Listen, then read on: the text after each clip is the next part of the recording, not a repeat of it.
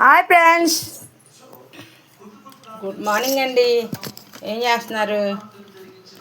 బాగున్నారా? అందరూ ఏం చేస్తున్నారు? బాగున్నారా?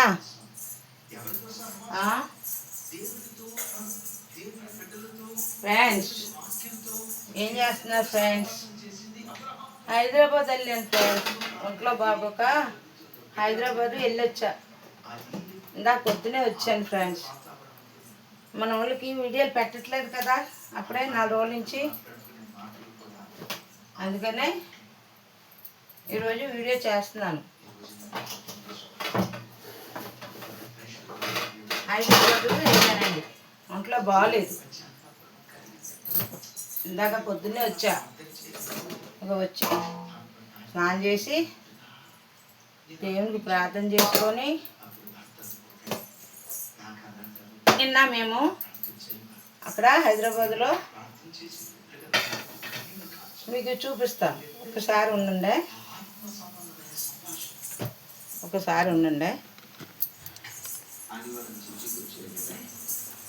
ఇది బలమైన మాటలు వింటున్నారు కదా.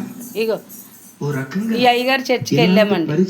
ఈ అయ్యగారు ప్రార్థనకి వెళ్ళామండి నిన్న మేము. ఆయన చెప్తుంటే చాలా బాగుంది, చాలా బాగుంది. ఇలాంటి ఘనమైన మందిరం కూడా చాలా చాలా బాగుంది. మందిరం కూడా చాలా బాగుంది.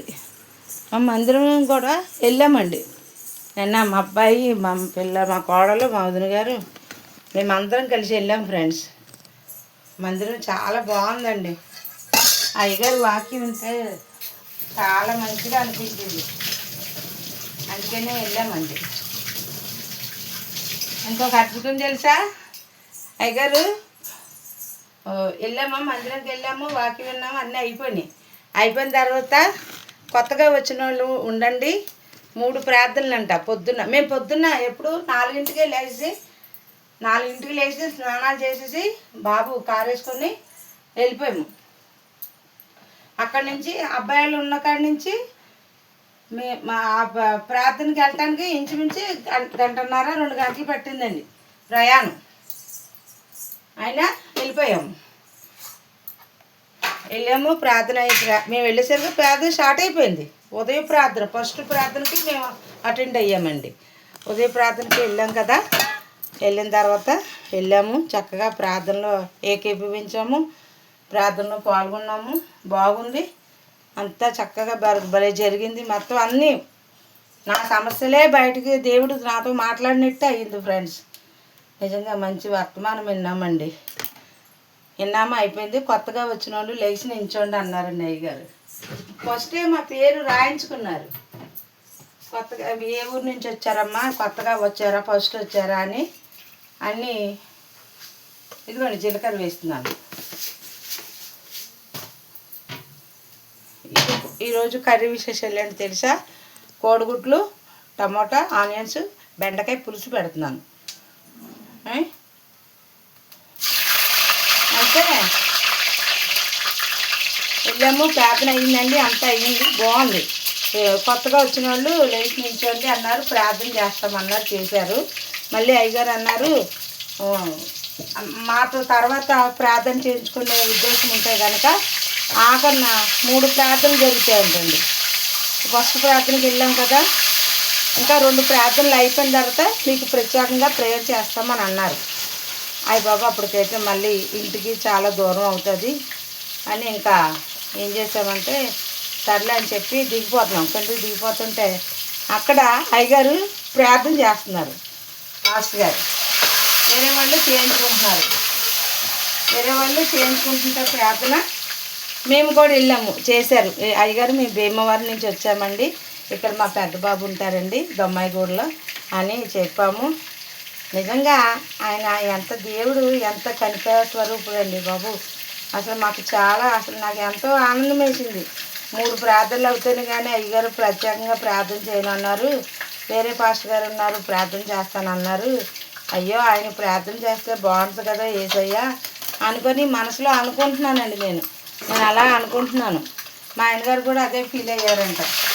అలా అనుకుంటుంటే అప్పుడు ఇలా వచ్చేసరికి అక్కడ ప్రేయర్ చేస్తున్నారండి. ప్రేయర్ చేస్తుంటే రెండమ్మ అని పిలిచారండి. వెళ్తే ప్రార్థన చేశారండి. మాది భీమవరం నుంచి వచ్చాము, అయ్యగారు బాబోళ్ళు ఇక్కడ ఉంటారని అని చేస్తారండి. మా అయ్యగారు ఇలా వాటేసేసుకుని అయ్యగారు ఏం పర్లేదు బ్రదర్ బాగుంటారండి అని ప్రేర్ చేశారండి. మా అయ్యగారు నిజంగా ఎంత సంతోషపడిపోయారో తెలుసా, ఎందుకు అసలు ఏడ్చేశారు మా ఆయనగారు అయితే.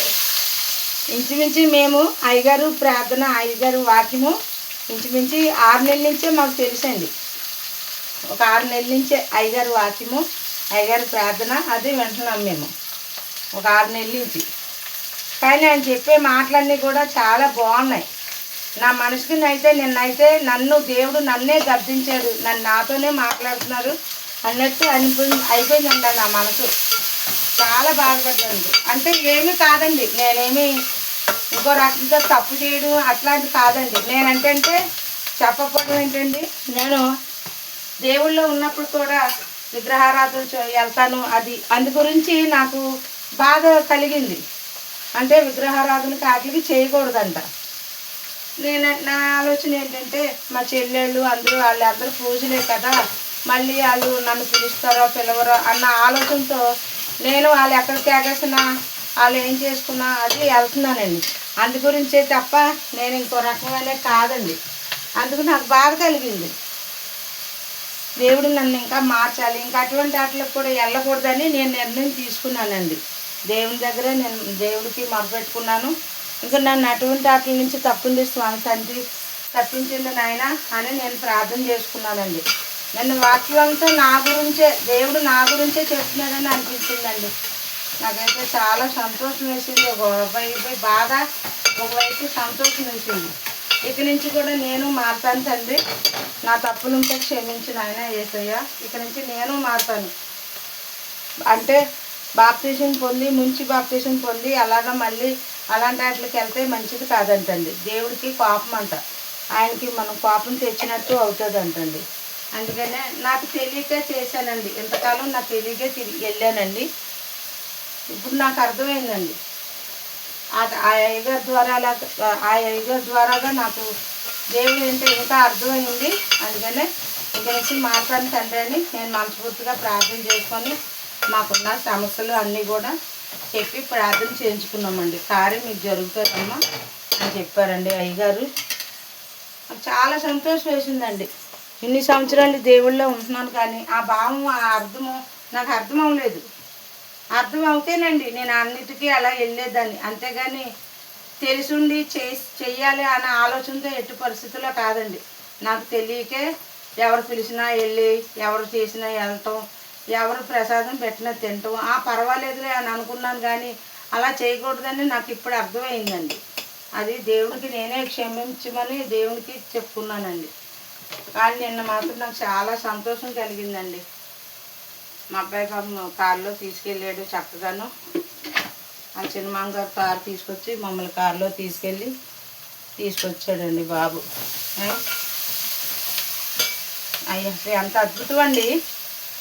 3 ప్రార్థనలు అయిపోయాక మీ అందరికీ చేస్తానన్న అయ్యగారు అటువంటిది మా గురించి దేవుడు మా ఆశని తీర్చాడు. మాకు అదే మా ఆయనగారిని అయితే ఇలా హత్తుకున్నారు అయ్యగారు. ఇలా హత్తుకొని లేదు బ్రదర్ మీరు బాగుంటారండి, దేవుడు మీకు తోడుగా ఉంటారు బ్రదర్ అని. అసలు ఆ టైంలో వీడియో తీయడానికి నాకు వీడియో తీయడానికి టైం లేదు. అయ్యగారు వెంటనే 2వ ప్రార్థనకి ప్రిపేర్ అయిపోతున్నారు. అందుకనే ఇంక నాకు టైం లేదు వీడియో తీయడానికి. నేను అడిగాను కూడా, అయ్యగారు మీతో నాకు ఫోటో కావాలంటే అమ్మ ప్రేయర్కి టైం అవుతుంది కదా, ఆఖరి దాకా ఉండండి, మీకు నేను అవకాశం ఇస్తాను వీడియో తీసుకుంటారు కానీ అన్నారు. కానీ అప్పటికి మనకి టైం అయిపోతుంది, భోజనం టైము తర్వాత మరి ఊరు బయలుదేరాలనే టైం కదా. ఇంకా అందు గురించి అనమాట వచ్చేసామన్నమాట. నిజంగా దేవుడు ఎంత గొప్పవాడండి బాబు. మా ఆయనగారు అయితే అసలు ఆ ఆయనగారు ఇలా పట్టుకోగానే మా ఆయనగారికి అసలు మా ఆయనగారు ఏడ్చేశారు, కళ్ళంని పెట్టేసుకున్నారు ఆయన అలా హత్తుకోగానే. నిజంగా దేవుడు ఎంత కనికరమూర్తి అండి బాబా. నిజంగా చెప్పాలంటే అయ్యి బాబోయ్ మా ఆశ